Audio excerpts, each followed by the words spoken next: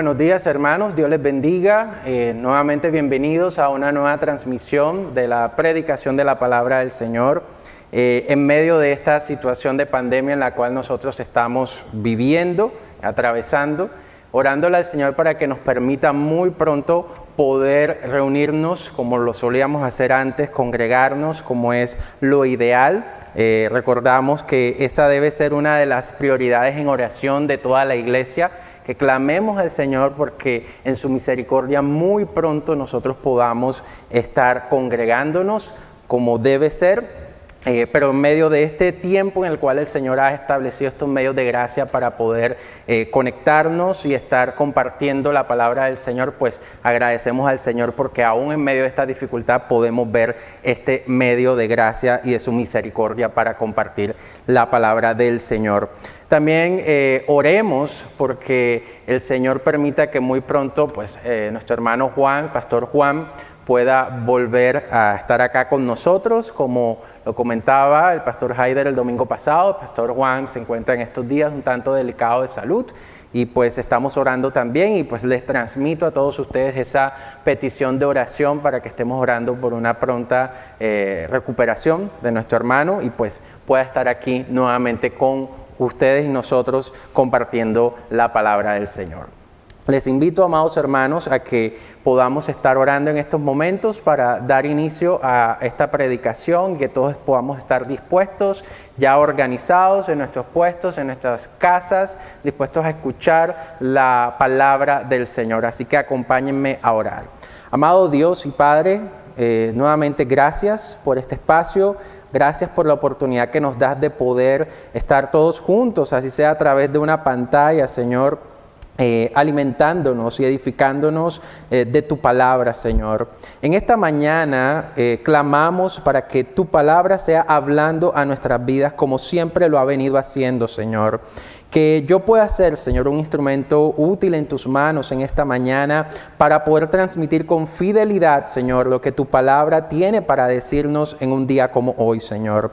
Ayúdanos, Señor, a estar dispuestos, Señor, porque aunque no estamos, Señor, aquí en este local, Dios, la reverencia a tu palabra, Señor, debe estar presente en todo tiempo y en toda circunstancia, porque es palabra viva, es palabra de Dios, Señor. Ayúdanos en este tiempo a poder entender, comprender lo que tu palabra nos quiere transmitir y por supuesto, Señor, te pedimos que nos ayudes a que podamos aplicar lo que tu palabra nos transmite, porque la obediencia, Señor, es lo que al final de cuentas va a traer exaltación a tu nombre, Señor, lo que va a glorificar tu nombre. Cuando hay un pueblo que no solamente escucha la palabra, sino que la pone en práctica, Señor, tú eres glorificado. Y esa es la meta de todo aquel que ha nacido de nuevo, poder darle gloria a nuestro Dios. Así que, Señor, que tu Espíritu Santo nos guíe en esta mañana. En el nombre de Jesús, amén. Amados hermanos, les invito a que me acompañen a la carta que el apóstol Pablo escribe a la iglesia en los Romanos capítulo 5, versículo 21. Vamos a estar allí meditando un mensaje muy importante y quiero que pues todos nos ubiquemos allí en ese versículo. Romanos capítulo 5, versículo 21, la palabra de Dios dice de la siguiente manera: entonces, así como el pecado reinó sobre todos y los llevó a la muerte, ahora reina en cambio la gracia maravillosa de Dios, la cual nos pone en la relación correcta con Él y nos da como resultado la vida eterna por medio de Jesucristo nuestro Señor. Señor, ayúdanos a que esta palabra de verdad pueda cumplir el propósito por el cual tú la estás enviando en este tiempo. Te lo pedimos, Señor, en el nombre de Jesús. Amén. Romanos capítulo 5, versículo 21. En uno de los tantos escritos que el pastor Miguel Núñez ha hecho acerca del tema del Evangelio, estuve leyendo esta semana uno en el que precisamente nos habla acerca de cómo fue la conversión de uno de los grandes hombres en la historia de la iglesia, como lo fue Martín Lutero. Y en medio de ese comentario que él hace de cómo Martín Lutero se convirtió al Señor, me permito leer las siguientes líneas que él escribe sobre este evento.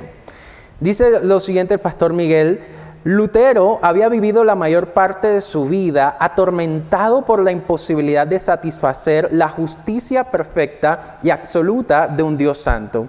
La historia cuenta que Lutero supo pasar hasta 3 horas en un confesionario, confesando sus pecados a su superior, para luego pararse de ese confesionario y devolverse a los pocos segundos y decirle: Padre, se me quedó todavía un pecado sin confesar. Lutero vivió bajo la tortura continua de sentirse acusado por el dedo de Dios en contra de su conciencia, que él consideraba altamente pecaminosa. En una ocasión, alguien le preguntó: Lutero, ¿tú amas a Dios? Y Lutero responde: amar a Dios, a veces yo le odio. Y la única razón era que Lutero no podía encontrar paz para su alma al pensar en el pecado del hombre y la justicia perfecta de Dios. Cuando Lutero llegó a entender el valor del Evangelio, esto fue lo que él escribió: Finalmente, meditando día y noche por la misericordia de Dios, yo comencé a entender que la justicia de Dios es aquella a través de la cual el justo vive como un regalo de Dios por fe. Con esto yo me sentí como si hubiese nacido de nuevo por completo y que hubiese entrado al paraíso mismo a través de las puertas que habían sido abiertas ampliamente. En un solo día, amados hermanos, a través del entendimiento de un solo pasaje, el cual fue Romanos capítulo 1, versículo 16 al 17, que todos lo sabemos, pero lo voy a leer en estos momentos. Pues no me avergüenzo de la buena noticia acerca de Cristo, porque es poder de Dios en acción para salvar a todos los que creen, a los judíos primero y también a los gentiles. Esa buena noticia nos revela cómo Dios nos hace justos ante sus ojos, lo cual se logra de principio al fin por medio de la fe. Como dicen las Escrituras, es por medio de la fe que el justo tiene vida.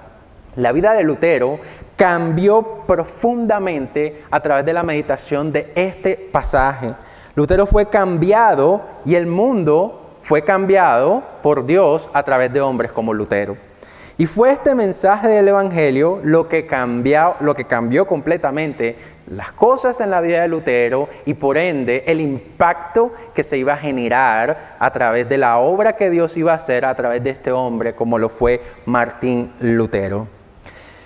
La carta a los Romanos, amados hermanos, gira en torno a la verdad fundamental de cómo el hombre es justificado a través de la fe en Cristo Jesús, lo que se constituye en la pieza fundamental, en el fundamento principal del mensaje de las buenas noticias de salvación o evangelio.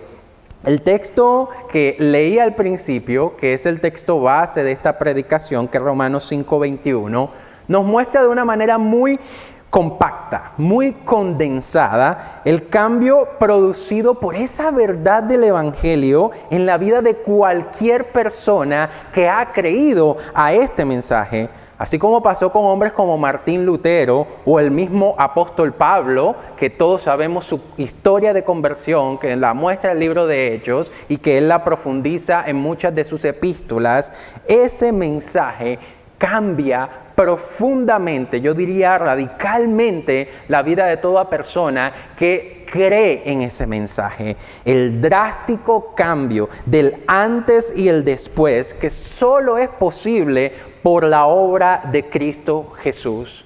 Hoy vamos a meditar, amados hermanos, en la gracia maravillosa del Evangelio, porque es necesario, amados hermanos, que nosotros como creyentes, y no solamente como un mensaje dirigido a no creyentes, porque hoy podemos hablar a los dos tipos de audiencia, creyentes y no creyentes. Pero hablo y hago un énfasis especial a los creyentes, porque meditar el mensaje del Evangelio no es algo que solamente se queda en la obra de conversión de una persona. Cuando llamamos o se llama a las personas que no conocen a Dios al arrepentimiento, sabemos que debemos predicar el Evangelio, pero el mensaje del Evangelio, la gracia maravillosa del Evangelio, es algo que todo creyente debe meditar constantemente. Y hoy vamos a ver bastante por qué hablo de esta manera.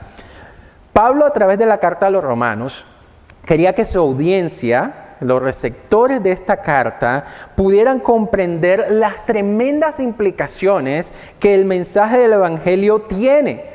Un mensaje que, como lo ha establecido el mismo apóstol Pablo en ese famoso pasaje de Romanos 1, 16 al 17, es un mensaje del cual él no se avergüenza, como ese poder de Dios en acción para salvar a todo aquel que cree. En ese sentido, Pablo transmite que la gracia maravillosa del Evangelio, como lo decía hace unos segundos, no es solo una noticia para el mundo que está pereciendo porque no le conoce a Él, sino que también es el mensaje que forma, el mensaje que sostiene, el mensaje que anima a la iglesia en cualquier tiempo y en cualquier circunstancia. Y vaya que estamos atravesando una circunstancia que nadie se esperaba. Estamos atravesando tiempos difíciles. Y el mensaje del Evangelio en tiempos de pandemia como los que estamos viviendo es fundamental para que la iglesia de Cristo pueda sostenerse, pueda encontrar consuelo, pueda encontrar edificación y pueda seguir trayendo gloria al nombre del Señor. Pablo quería, a través del mensaje transmitido a través de la carta a los Romanos, que la gente pudiera comprender ¿qué implica el mensaje del Evangelio? Que desde el primer capítulo ya lo viene mostrando. Si hacemos un ejercicio de cómo está estructurada la carta a los Romanos, podemos encontrar la tesis de la carta a los Romanos en este pasaje de 1, 16 al 17. Allí encontramos cuál es el tema de la carta a los Romanos. La justificación que viene a través de la fe en el mensaje de Jesucristo. Esa buena noticia del Evangelio que es poder en acción de parte de Dios para salvar a cualquier persona. Pero Pablo, después de mostrar, como decimos aquí en la costa, de tirar ese argumento, empieza a mostrar las implicaciones, las evidencias, los argumentos que muestran el por qué un hombre como Pablo es capaz de decir, no me avergüenzo de este mensaje, porque hay algo tremendo en este mensaje, hay algo maravilloso en este mensaje, que debemos entenderlo detalle a detalle, palmo a palmo. Y la meditación profunda de qué implica este mensaje transforma y continúa transformando la vida de todo aquel que medita constantemente en este mensaje. El día de hoy, hermanos, este texto de Romanos 5:21 que tomé como referencia porque muestra de una manera muy compacta estas implicaciones. Si hay un versículo que yo pueda tomar, que me pueda mostrar todo lo que uno puede ver en esta carta a los Romanos, 5:21 lo muestra de una manera resumida. Así las cosas, este texto nos lleva a meditar en esas implicaciones de las que Pablo ha venido y traza en toda la carta a los Romanos acerca del mensaje del Evangelio, las buenas noticias de salvación. Y en primera instancia, vamos a meditar el primer aspecto, la primera implicación del mensaje del Evangelio, que está en capítulo 5, versículo 21. Capítulo 5, versículo 21 dice: entonces, así como el pecado reinó sobre todos y los llevó a la muerte. En primera instancia, Pablo, a través de la carta a los Romanos, nos muestra cómo el pecado gobernó o reinó sobre todos y los llevó a la muerte.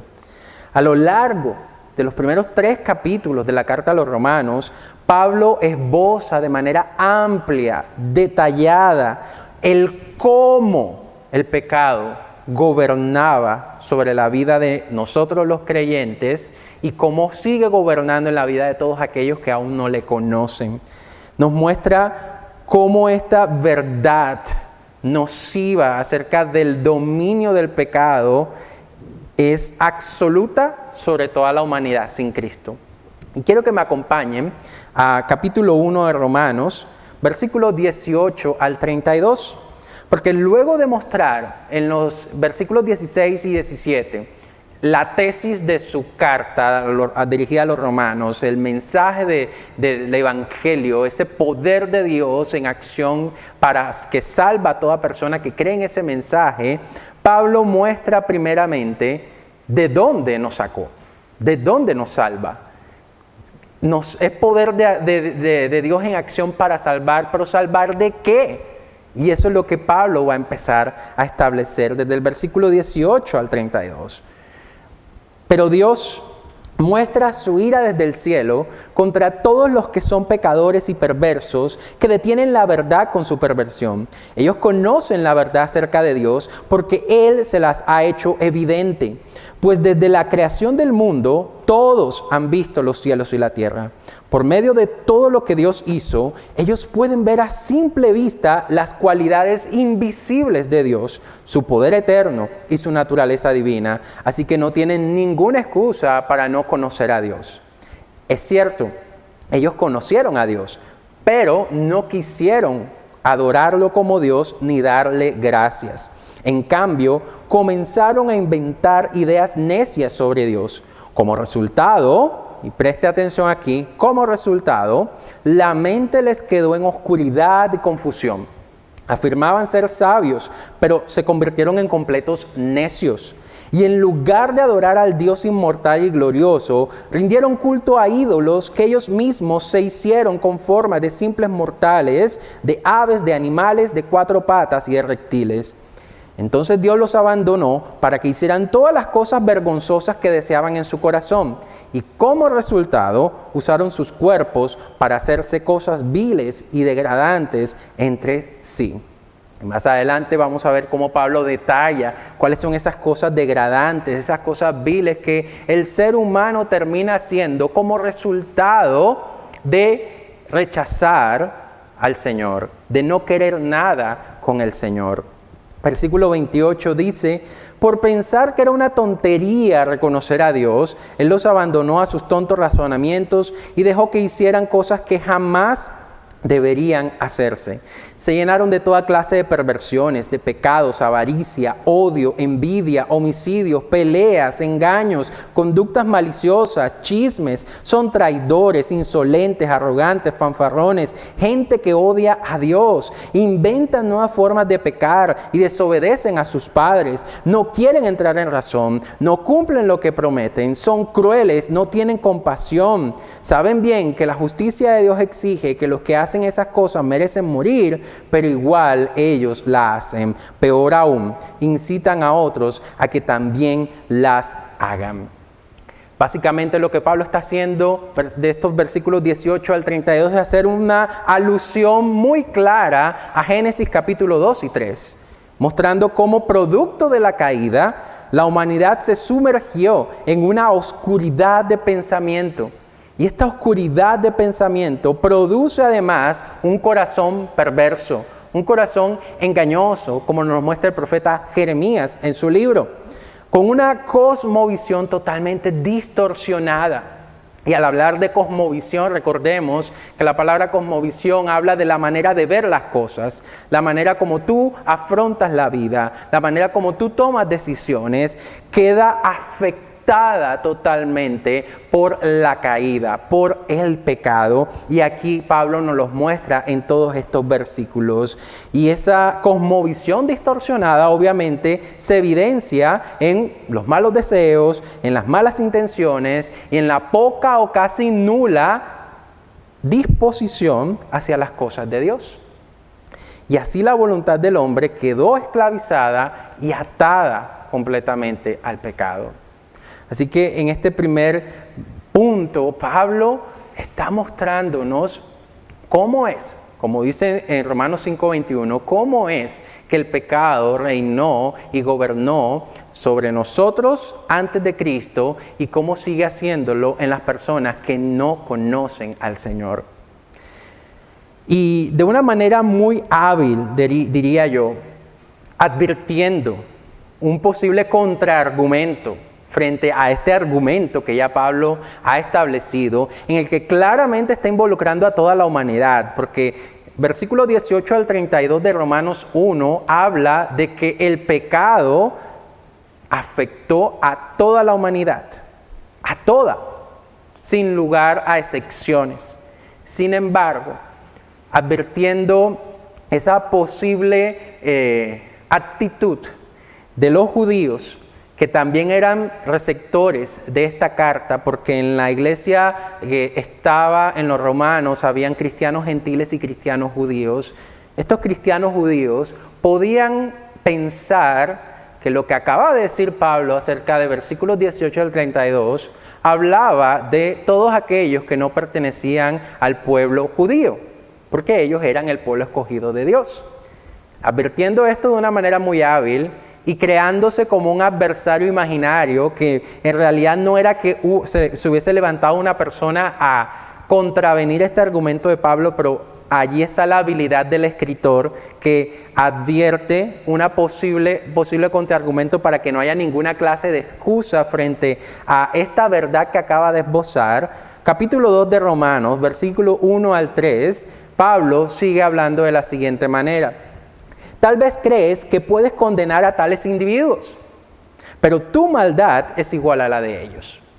Pablo se está dirigiendo a las posibles excusas que los judíos, viéndose ellos como pueblo escogido por Dios desde el Antiguo Testamento, pudieran establecer frente a ese argumento de que la maldad, de que el pecado afectó a absolutamente toda la humanidad. Ellos podrían pensar, eso es con los gentiles, no con nosotros. Pero Pablo está diciendo, tú crees que puedes condenarlos a ellos, pero tu maldad es igual a la de ellos y no tienes ninguna excusa.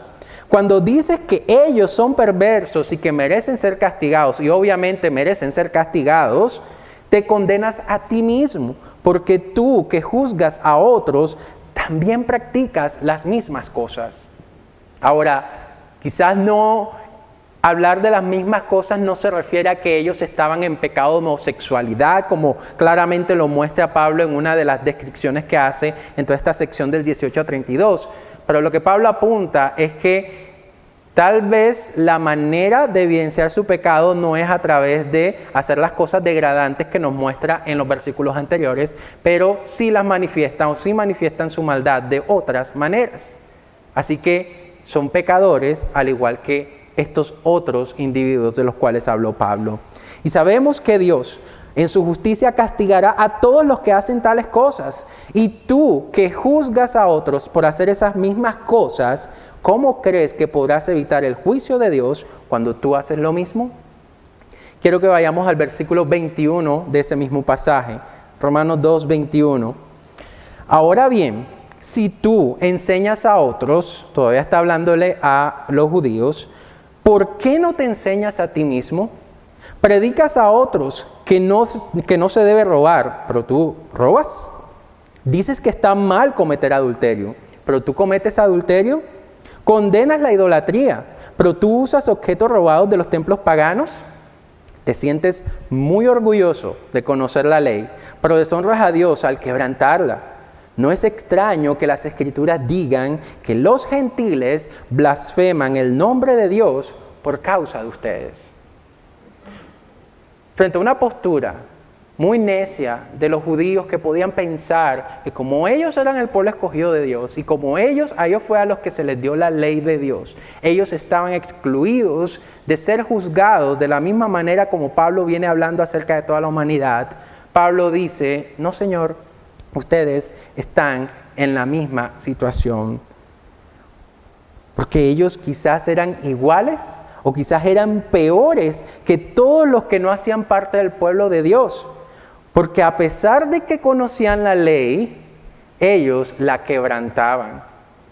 Entonces, mientras los gentiles, los que no eran parte del pueblo de Dios, hacían toda clase de maldad, y que Pablo la ha dejado muy claro y deja claro que el juicio de Dios viene sobre ellos, ellos que conocían cuál era la voluntad de Dios, tampoco la hacían. Así que de alguna manera ellos estaban en peor situación que aquellos que ni siquiera conocían la ley de Dios. No la obedecían.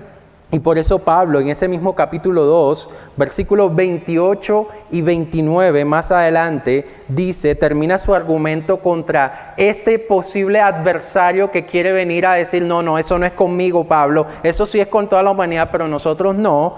Pablo dice en versículos 28 al 29 del capítulo 2, pues no se es un verdadero judío solo por haber nacido de padres judíos, ni por haber pasado por la ceremonia de la circuncisión. No. Un verdadero judío es aquel que tiene el corazón recto a los ojos de Dios.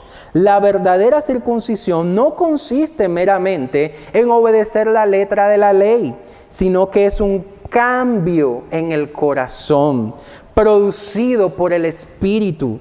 Y una persona con un corazón transformado busca la aprobación de Dios y no la aprobación de la gente, que era lo que ellos hacían. Porque había mucha hipocresía en el pueblo judío.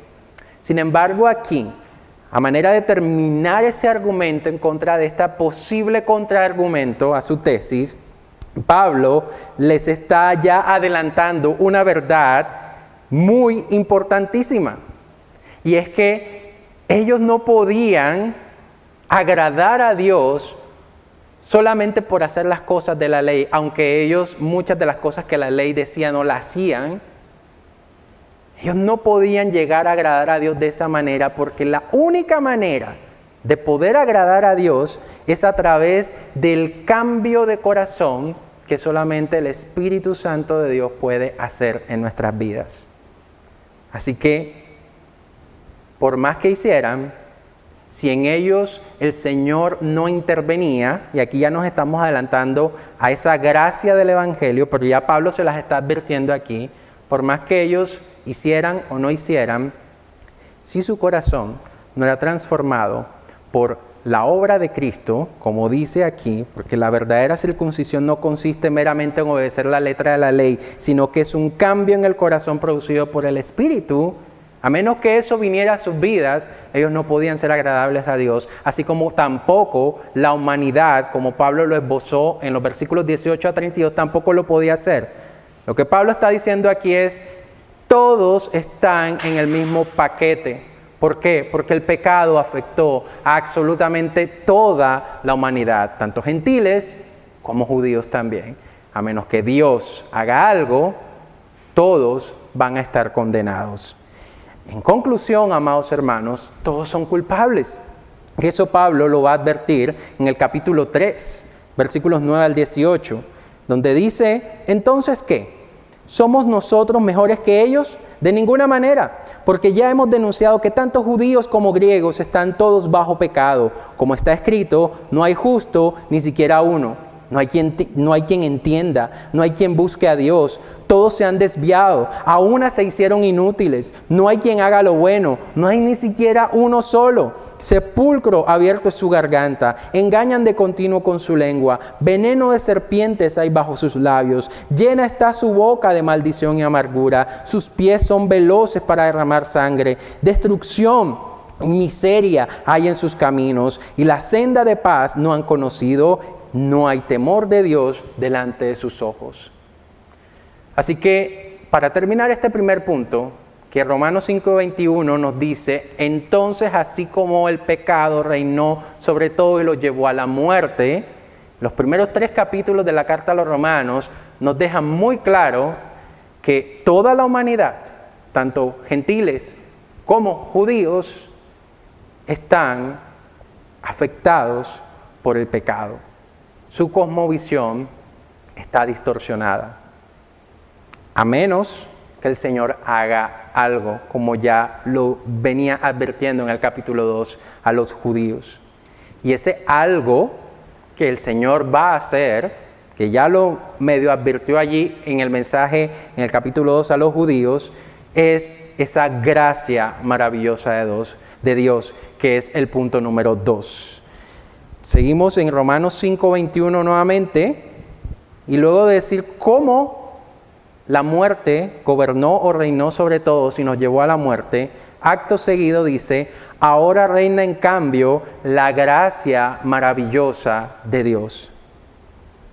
¿En qué consiste esa gracia como tal?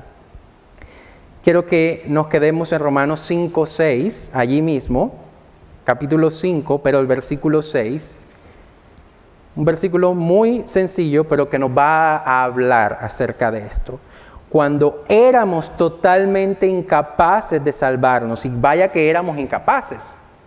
Capítulo 1, capítulo 2 y capítulo 3 de Romanos nos han dejado muy claro que la condición en la cual el pecado dejó a la humanidad es totalmente deplorable y por ningún lado se veía posibilidad, como ya Pablo le había advertido a los judíos en el capítulo 2, a menos que haya un cambio de corazón, ellos no podían ser agradables a Dios, no podían darle gloria a Dios. Cuando éramos totalmente incapaces de salvarnos, Cristo vino en el momento preciso y murió por nosotros, los pecadores. Éramos débiles e incapaces para salir del estado en que nos encontrábamos debido a la depravación total de nuestro corazón. La doctrina de la depravación total, en la cual creemos y que se basa precisamente en mucho de lo que Pablo ha esbozado en los primeros 3 capítulos de Romanos, habla de cómo el pecado trae una condición bastante grave a la humanidad. Y es que el pecado nos deja condenado a un estado en el cual ese corazón perverso trae como frutos más perversidad.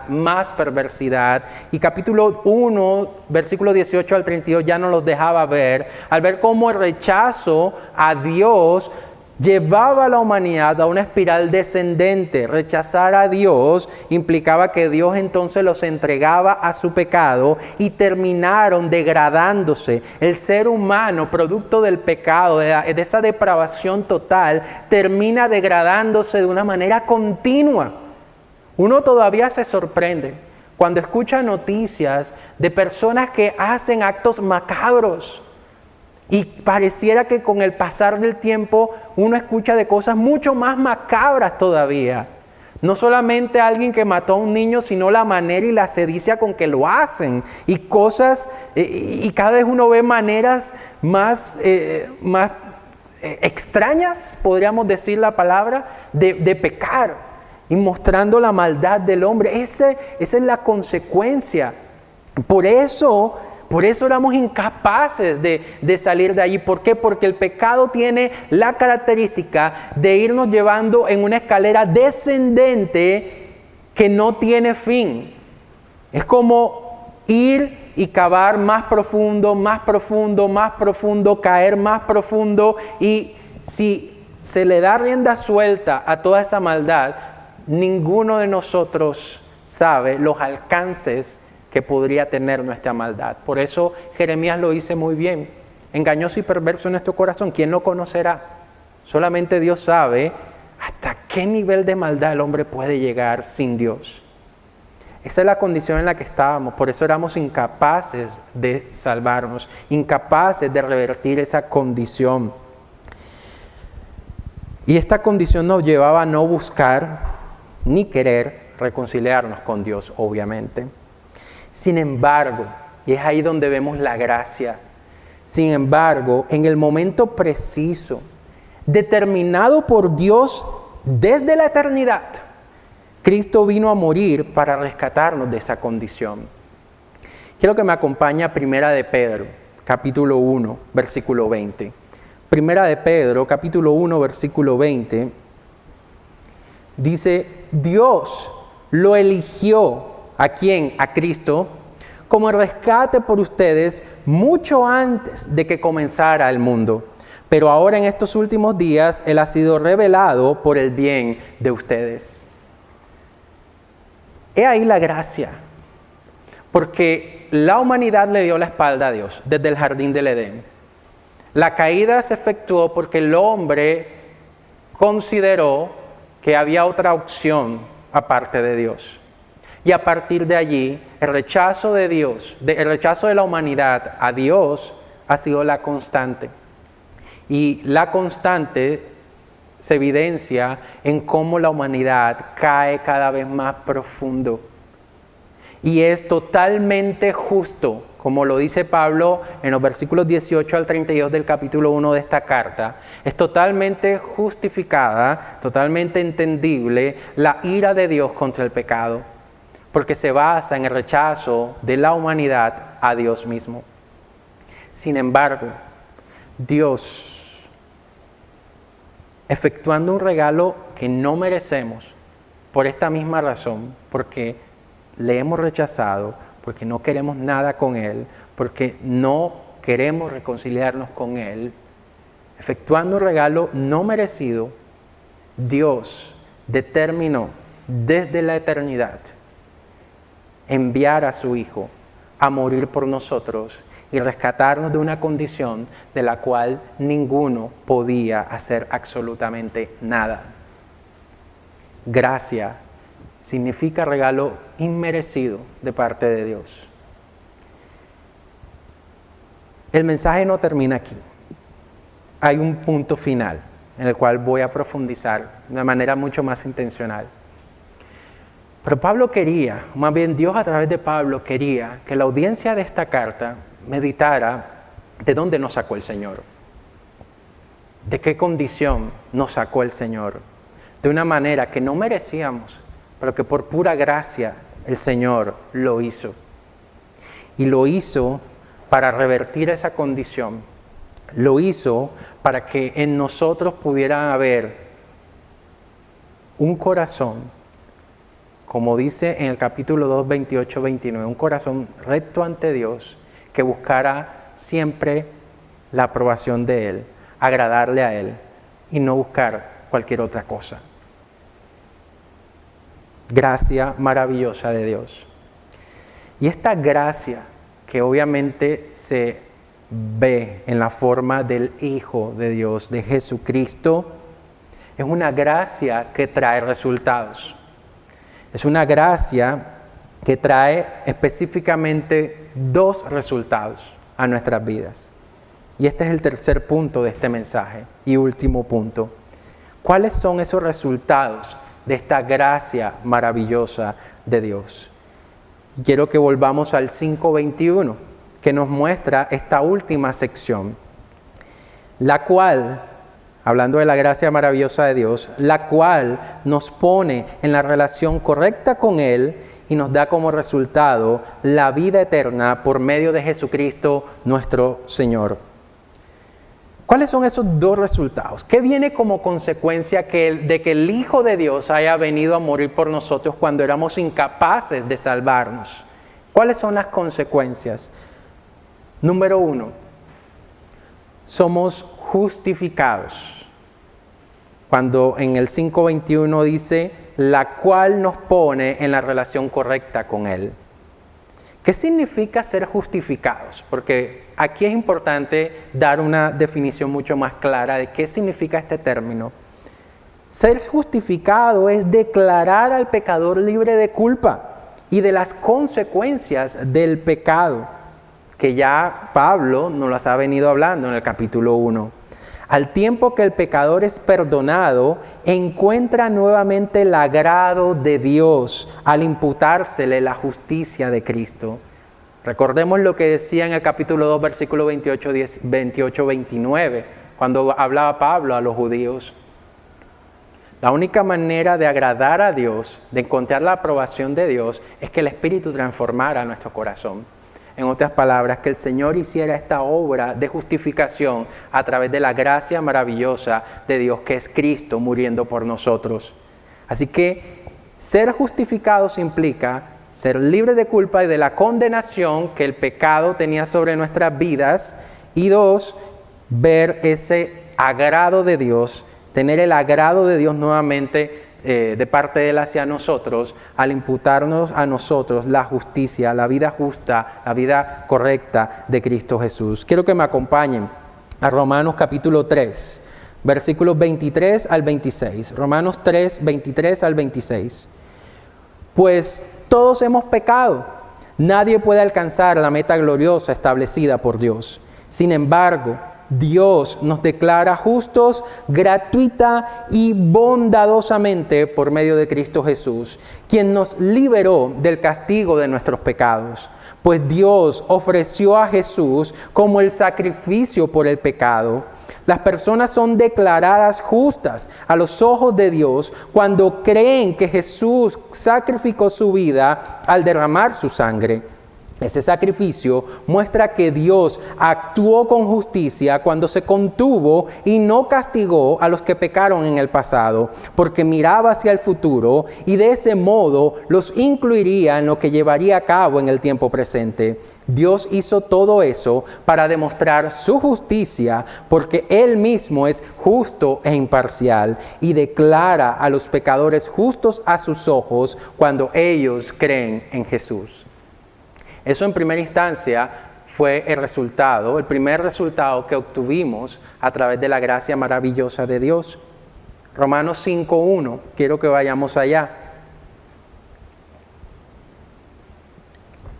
Por lo tanto, Romanos 5:1, ya que fuimos declarados justos a los ojos de Dios por medio de la fe, dice, tenemos paz con Dios, gracias a lo que Jesucristo nuestro Señor hizo por nosotros. Al ser justificados, ya no somos objeto de la ira de Dios, como nos manifestaba Pablo en el capítulo 1, 18 al 32, sino que ahora somos reconciliados con Dios, tenemos paz y es algo inmediato. Cuando alguien cree en el mensaje del Evangelio, el Señor lo justifica a través de la obra de Cristo y ahora ya no somos vistos como enemigos, sino que ahora hacemos parte de la familia de Dios. Primera de Corintios, capítulo 1, versículo 30. Primera de Corintios 1:30. Dice, Dios los ha unido a ustedes con Cristo Jesús. Dios hizo que Él fuera la sabiduría misma para nuestro beneficio. Cristo nos hizo justos ante Dios, nos hizo puros y santos y nos liberó del pecado. Ahora estamos unidos a Cristo Jesús y eso es un concepto que ahorita vamos a detallar mucho más. Somos unidos a Cristo Jesús. Lo recto de Jesús es imputado a nosotros. Hermanos, y quiero que usted profundice en esto. La vida justa de Cristo es imputada a mí, es adjudicada a mí, cuando mi realidad es la de Romanos 1, 18 al 32. Es allí donde empezamos a ver la gracia maravillosa de Dios. ¿Cómo es posible que yo, siendo aquel que del cual Pablo habla en 18:32 del capítulo 1, al creer en el mensaje de Cristo, Dios cambia mi condición de ser alguien que iba en una escalera descendente, cada vez más profunda hacia la condenación por el pecado, a ser alguien que hoy puede estar en paz con Dios. Eso es algo que nunca creo que vamos a terminar de entender y por eso le adjudico el adjetivo de gracia maravillosa, porque es algo que en la medida en que medito constantemente no dejo de maravillarme. ¿Cómo es posible que hoy sea visto por Dios como Él ve a Cristo?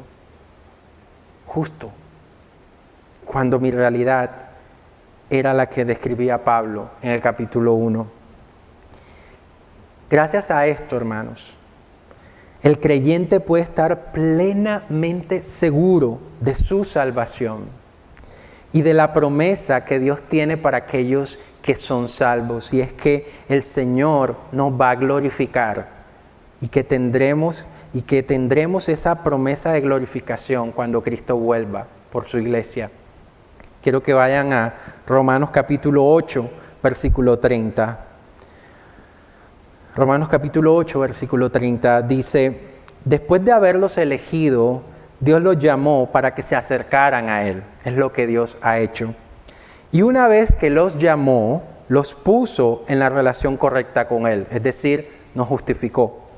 y luego de ponerlos en la relación correcta con Él, les dio su gloria. Aquel que ha sido justificado tiene esta promesa como algo muy seguro. Cristo vendrá por nosotros y nos dará su gloria. De hecho, ya nos ha dado un anticipo de su gloria a través del Espíritu Santo que mora en nosotros. Pero ese Espíritu Santo mismo se convierte en la garantía precisamente de que esa promesa es segura para todo aquel que ha creído en Él. Ese es el primer resultado de la gracia maravillosa de Dios. Y hay un segundo resultado que el pasaje de 5:21 de Romanos nos dice, porque además de que nos coloca en la relación correcta con Él, dice Romanos 5:21 al final, y nos da como resultado la vida eterna por medio de Jesucristo nuestro Señor. Así que ese segundo resultado tiene que ver con que a través de la gracia maravillosa de Dios tenemos vida. Tenemos vida. Y aquí me quiero quedar para ser un poco más detallado. Porque la justificación es algo que nosotros no tenemos nada que hacer allí. Porque es meramente obra de Dios. Somos justificados por fe. No tenemos algo que hacer allí, solamente que creímos en el Señor. Pero al tener vida, obviamente es una obra de Dios, pero hay implicaciones que nos muestran que a través de esa obra nosotros tenemos decisiones que tomar. Porque nuestro viejo hombre, amados hermanos, nuestro viejo hombre que estaba muerto en delitos y pecados, como nos dice la carta a los Efesios capítulo 2, murió con Cristo en la cruz. Y nuestra vida fue levantada con Él de entre los muertos.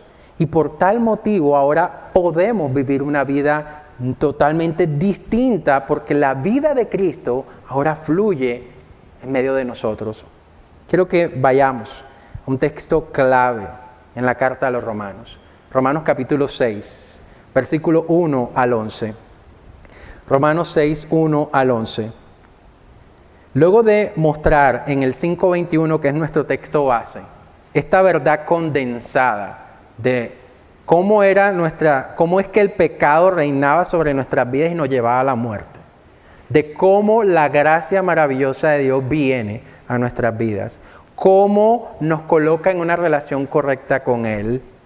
Ahora Pablo continúa capítulo 6 diciendo lo siguiente: ahora bien, ¿deberíamos seguir pecando para que Dios nos muestre más y más su gracia maravillosa? Por supuesto que no. Nosotros hemos muerto al pecado. Entonces, ¿cómo es posible que sigamos viviendo en pecado? ¿O acaso olvidaron que cuando fuimos unidos a Cristo Jesús en el bautismo, nos unimos a Él en su muerte? Pues hemos muerto y fuimos sepultados con Cristo mediante el bautismo, y tal como Cristo, oiga bien, tal como Cristo fue levantado de los muertos por el poder glorioso del Padre, ahora nosotros también podemos vivir una vida nueva. Y hago un énfasis marcado allí, porque hay un verbo que te está trayendo una realidad que ahora es totalmente distinta a la realidad que teníamos antes. Podemos ahora vivir una vida nueva. Hay una capacidad que antes no teníamos, pero que gracias a la gracia maravillosa de Dios en Jesucristo, ahora hace parte de la vida del creyente. Hay una capacidad. Podemos vivir una vida nueva. Dado que fuimos unidos a Él en su muerte, también seremos resucitados como Él. Sabemos, oiga bien, sabemos que nuestro antiguo ser pecaminoso fue crucificado con Cristo para que el pecado, oiga bien, perdiera su poder en nuestra vida. Ya no somos esclavos del pecado. Y mira, y no está hablando, no dice ya no seremos esclavos del pecado como si fuera algo que todavía no ha venido. Dice ya no somos. Tiempo presente. Es un aquí y un ahora a partir de la obra que Dios ha hecho al creer nosotros en su evangelio. Ya no somos esclavos del pecado, pues cuando morimos con Cristo, fuimos liberados del poder del pecado.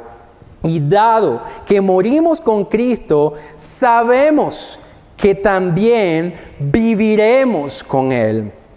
Y miren lo que sigue diciendo Pablo. ¿Estamos dudando? ¿Creemos? No. Dice, estamos seguros de eso. Porque Cristo fue levantado de los muertos y nunca más volverá a morir. La muerte ya no tiene ningún poder sobre Él. Cuando Él murió, murió una sola vez a fin de quebrar el poder del pecado. Pero ahora que Él vive, vive para la gloria de Dios. Quiero que tengan en cuenta algo. Dado que somos unidos a Cristo, lo que pasó con Cristo nos afecta a nosotros directamente. Si somos ya unidos a Cristo, si Él quebrantó el poder del pecado, lo cierto de esa verdad es cierto también ahora en nosotros, porque Cristo vive ahora en nosotros, porque ahora somos unidos a Cristo Jesús. Entonces esa verdad, por eso Pablo muestra, así como Cristo le pasó todo eso, así de la misma manera pasará con el creyente. Así también, mire lo que dice, así también ustedes deberían considerarse muertos al poder del pecado y vivos para Dios por medio de Cristo Jesús. Ese así que significa, así como les acabo de decir que pasó con Cristo, así también ustedes deberían considerarse muertos al pecado, al poder del pecado y vivos para Dios por medio de Cristo Jesús. Quiero que sigamos en este argumento que la carta a los Romanos nos sigue diciendo y quiero que me acompañe a Romanos 8. Versículos 1 al 2. Romanos 8, 1 al 2. Dice, por lo tanto, ya no hay condenación para los que pertenecen a Cristo Jesús. Y porque ustedes pertenecen a Él, recalque esto, el poder del Espíritu que da vida los ha libertado del poder del pecado que lleva a la muerte. Segunda de Corintios. Capítulo 5, versículo 17, versículo conocidísimo por muchos. Segunda de Corintios 5, 17. Estoy haciendo pausas como si tuviera la gente aquí en vivo que buscaran sus Biblias, pero bueno, pronto lo vamos a ver. Oramos por eso. Segunda de Corintios 5, 17. Esto significa que todo el que pertenece a Cristo, oiga bien, se ha convertido en una persona nueva. La vida antigua ha pasado, una nueva vida ha comenzado. Muchos se saben este texto de memoria, pero de sabérselo de memoria a meditarlo como debe ser, creo que muchas veces nos falta. Porque esta verdad, siendo recordada todos los días cuando luchamos contra nuestra naturaleza pecaminosa, tiene que levantarnos del engaño en el que muchas veces estamos frente a la lucha que tenemos con el pecado. Porque esta no es una frase bonita, esta es una verdad tan cierta como que Dios existe. Una nueva vida ha comenzado, una vida que ya no está esclavizada al poder del pecado. Como lo decía Romanos 6, una vida que tiene una capacidad que no tenía antes. Volvamos a Romanos 6. Volvamos a Romanos 6 porque no hemos terminado con ese pasaje. Romanos 6, versículos 12 al 14. Romanos 6, 12 al 14. Tenemos una capacidad dada por Cristo. Y como tenemos esa capacidad, ahora podemos tomar decisiones que antes no podíamos tomar, porque el pecado nos tenía totalmente esclavizados. Y por eso Pablo, desde el versículo 12, va a hablar como si estuviera dando órdenes, como si estuviera dando comandos, porque se está dirigiendo a personas que ahora tienen una capacidad dada por Dios. Por eso empieza de esta manera. No permitan que el pecado controle la manera en que viven. No caigan ante los deseos pecaminosos. No dejen que ninguna parte de su cuerpo se convierta en un instrumento del mal para servir al pecado. En cambio, entréguense completamente a Dios, porque antes estaban muertos, pero ahora tienen una vida nueva. Sí podemos ver el cambio que se produce ahora. Antes estábamos muertos en nuestros delitos y pecados. No teníamos otra cosa distinta o no podíamos hacer otra cosa distinta a pecar. Vivíamos revolcados en el pecado. Como lo dice Isaías, capítulo 64, si no estoy mal. Nosotros estábamos totalmente invadidos. Era como un virus el pecado. Estábamos totalmente infectados por el pecado. Nuestra vida se caracterizaba por el pecado. Pecado, todo lo que hacíamos era necio, las decisiones que tomábamos eran necias, todas las cosas que hacíamos tenían una cosmovisión totalmente distorsionada. Y no podíamos hacer otra cosa distinta a vivir de esa manera.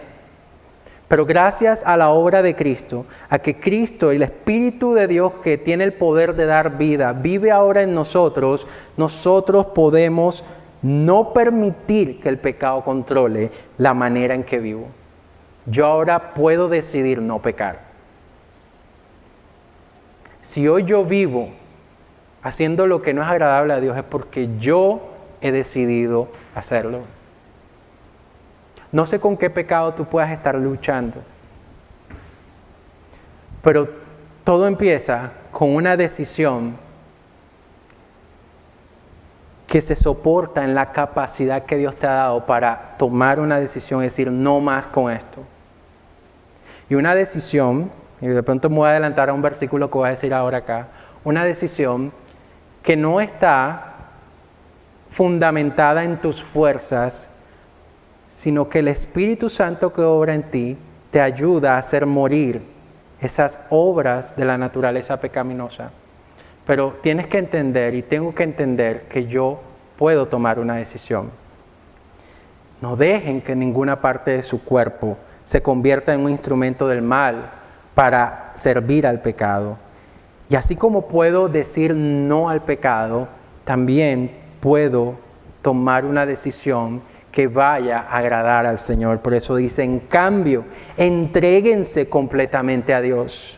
Porque antes estaban muertos, pero ahora tienen una vida nueva. Así que usen todo su cuerpo como un instrumento para hacer lo que es correcto para la gloria de Dios. El pecado, amados hermanos, ya no es más su amo.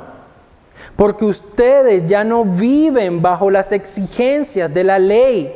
En cambio, viven en la libertad de la gracia de Dios. Hermanos, estamos viviendo un tiempo que para muchos puede ser un tiempo de presiones a todo nivel económico, nivel salud, nivel mental.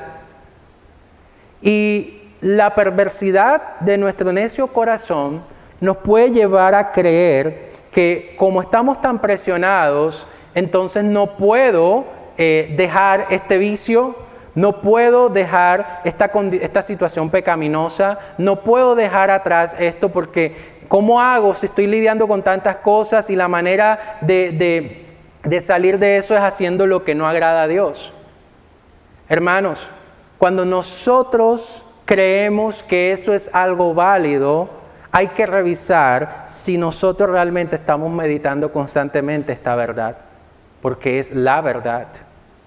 Ahora yo puedo vivir en la libertad de la gracia de Dios, entendiendo que Cristo vive en mí, que el Espíritu Santo vive en mí y que el Espíritu Santo me da la fortaleza para apoyar la decisión de vivir para Cristo, porque no estamos solos.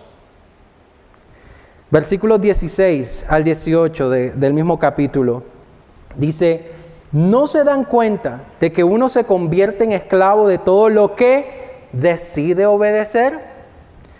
Uno puede ser esclavo del pecado, lo cual lleva a la muerte, o puede decidir obedecer a Dios, lo cual lleva a una vida recta.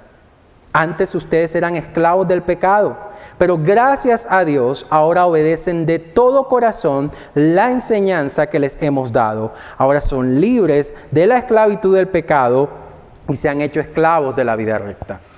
Al hablar de la libertad de la gracia de Dios, tenemos que también colocar algo muy claro.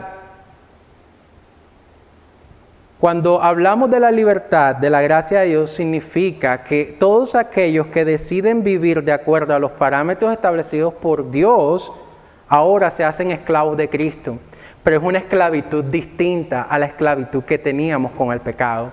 Porque la esclavitud del pecado te lleva a la muerte, te lleva a la condenación. Pero la esclavitud de Cristo, ser esclavos de Cristo, te lleva a la vida. La obra que Cristo ha hecho, la gracia maravillosa de Dios, te ha puesto ahora frente a la oportunidad de poder decidir. Antes no lo podías hacer. Si tú decides seguir entregándote a los deseos de tu naturaleza pecaminosa, ten en cuenta algo, vas a morir. Pero si tú decides tomar el camino que Dios ha establecido en su palabra, vas a vivir. Capítulo 8, versículos 5 al 14, y con esto ya estoy terminando. Romanos 8, 5 al 14. Los que están dominados por la naturaleza pecaminosa piensan en cosas pecaminosas. Romanos 1, 18 al 32 nos lo mostraba. ¿Por qué la humanidad piensa en formas tan diferentes de seguir degradando sus vidas? Porque están dominados por la naturaleza pecaminosa. Pero los que son controlados por el Espíritu Santo piensan en las cosas que agradan al Espíritu. Por lo tanto, permitir que la naturaleza pecaminosa les controle la mente lleva a la muerte. Pero permitir que el Espíritu les controle la mente lleva a la vida y a la paz. Pues la naturaleza pecaminosa es enemiga de Dios siempre. Nunca obedeció las leyes de Dios y jamás lo hará. Por eso los que todavía viven bajo el dominio de la naturaleza pecaminosa nunca pueden agradar a Dios. Y en esa última frase, por supuesto que estamos hablando de todas las personas que todavía no han nacido de nuevo. Una persona que no ha nacido de nuevo, y si tú eres una de esas y estás escuchando este mensaje, no hay manera en que tú puedas agradar a Dios, a menos que creas en el mensaje del Evangelio y tu corazón sea transformado por el Señor. Pero una persona que vive bajo el yugo de la naturaleza pecaminosa nunca puede estar en otra situación distinta que la de ser desagradable a Dios, de ser enemigo de Dios. Pero ustedes, volviendo a aquellos que son nacidos de nuevo, pero ustedes no están dominados por su naturaleza pecaminosa. Esa es la realidad de aquellos que viven en pecado. Y hago paréntesis aquí nuevamente. Si yo vivo en pecado, si la constante en mi vida es caer y caer, tenemos que examinar si realmente yo he nacido de nuevo. Porque es cierto que luchamos contra nuestra naturaleza pecaminosa constantemente. Pero la palabra me viene hablando en términos de vivir en pecado. Vivir en pecado es lo que hacíamos antes.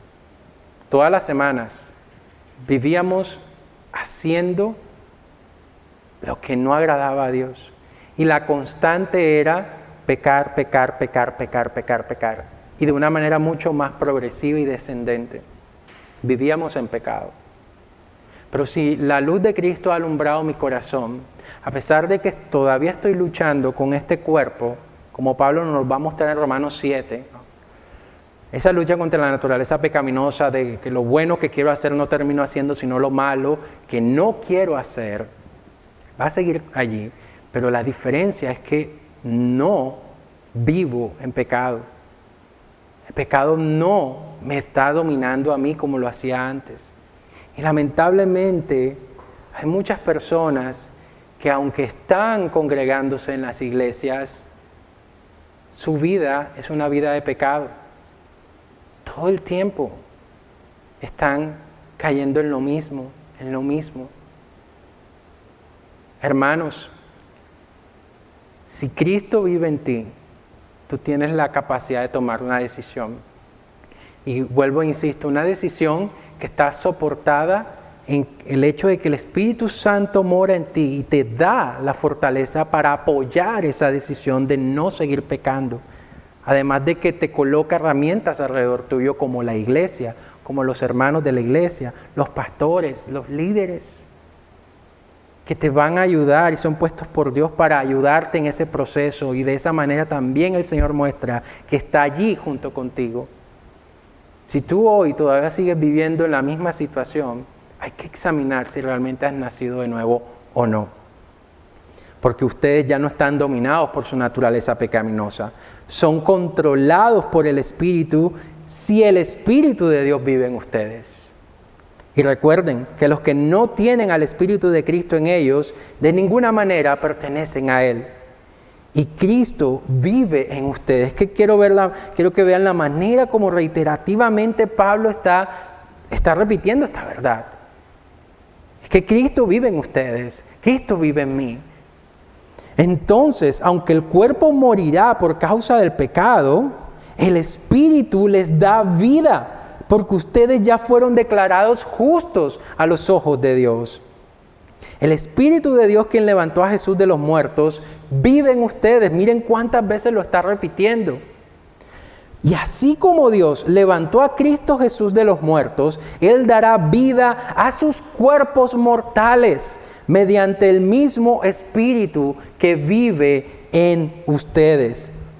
Por lo tanto, amados hermanos, no están obligados a hacer lo que su naturaleza pecaminosa los incita a hacer.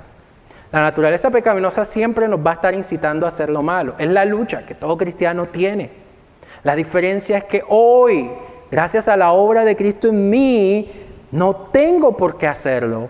Antes lo hacía y me entregaba. No tengo por qué hacerlo. Puedo hacerlo porque Cristo vive en mí. El Espíritu que da vida vive en mí. No están obligados a hacer lo que su naturaleza pecaminosa los incita a hacer. Pues si viven obedeciéndola, está más que claro que morirás.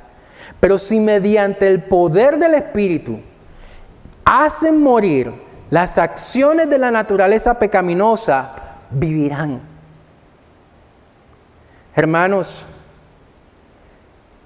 cuando nos encontramos en consejerías con personas que han caído, por ejemplo, en pornografía y continúan cayendo en pornografía y siguen en lo mismo, y es como un círculo vicioso, una de las preguntas que hacemos casi que de inmediato es: ¿cómo está tu devocional? ¿Cómo está tu vida de oración? Porque si mi devocional, si mi vida de oración es fuerte, es constante y me lleva siempre a confrontarme con la palabra, el Espíritu Santo de Dios me va a ayudar a fortalecerme para tomar la decisión de no hacer lo que la naturaleza pecaminosa quiere que yo haga. Pues todos los que son guiados por el Espíritu de Dios son hijos de Dios. La vida espiritual del creyente, oración, devocional, vida de coinonía genuina con la iglesia, rendición de cuentas con la iglesia como tiene que ser, son las acciones a través de la cual el Espíritu Santo de Dios guía a todo creyente. Si yo, en esta pandemia, por ejemplo, en este confinamiento, por ejemplo, mi vida se ha caracterizado por caer y caer y caer y caer y caer, lo más seguro es que no te has aferrado, no te has asido de todas las cosas que hacen parte de lo que debe ser la vida de devoción del creyente. Es momento de examinarnos, porque la palabra está diciendo que esta es una verdad. no puede haber incoherencias. Si Cristo vive en mí, la tendencia en mi vida debe ser la santificación, crecer y crecer, a pesar de que estamos en una lucha contra nuestra naturaleza pecaminosa. Amados hermanos, ningún creyente, ninguno, podrá crecer y madurar en su vida cristiana a menos que posea un entendimiento cada vez más claro acerca del Evangelio.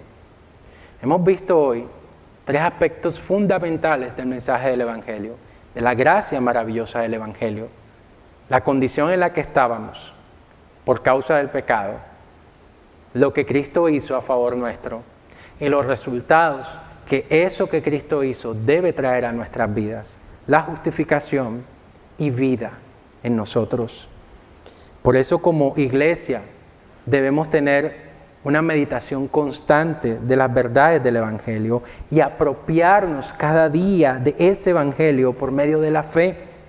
Necesitamos meditar constantemente en el poder para transformar que tiene el Evangelio, no solamente en el acto de la salvación, sino también en el acto de la santificación, que es un día a día en nuestras vidas hasta que Cristo vuelva por nosotros. Hermanos, prediquémonos el Evangelio. Predícate a ti mismo todos los días acerca de la gracia maravillosa del Señor a través del Evangelio. Nos hace falta meditar el Evangelio, porque el Evangelio es poder de Dios en acción para salvar, para santificar. Si no creas un fundamento fuerte en el Evangelio, lo más seguro es que colapses. Vamos a orar. Amado Dios, gracias, Señor. Gracias por la gracia maravillosa del Evangelio, Señor. Recordar, Dios, el estado, la condición en la que nos encontrábamos, Señor, antes de que tú vinieras a rescatarnos. Y lo que implica, Señor, que tú nos hayas rescatado. Nos recuerda, Señor, que nos has dado la capacidad para poder decidir no pecar, para decidir, Señor, vivir una vida de rectitud. Nos recuerda, Señor, que no estamos solos en esta lucha, que tú nos has dado tu Espíritu Santo, que nos ayuda, que nos guía a través de la oración, de la lectura de la palabra, de la iglesia, de la coinonía con mis hermanos, de mi rendición de cuentas con mis autoridades en la iglesia, Señor. Gracias, Señor, por darnos esta oportunidad nuevamente de poder profundizar en esta verdad. Y te pido, Señor, por mis hermanos, te pido por aquellos que escuchan este mensaje y que aún no han nacido de nuevo. Señor, que tú puedas inquietar sus vidas a través de este mensaje para que se examinen y que puedan, Señor, identificar si realmente nacieron de nuevo o no, para que tomen cartas en el asunto. Y a todos los que hemos nacido de nuevo, Señor, que entendamos que el Evangelio no se quedó solamente en la etapa inicial de nuestras vidas cuando tú nos rescataste, que el Evangelio es el combustible de todo creyente, porque nuestra fortaleza, nuestra capacidad se halla en la obra que Cristo hizo a favor de nosotros.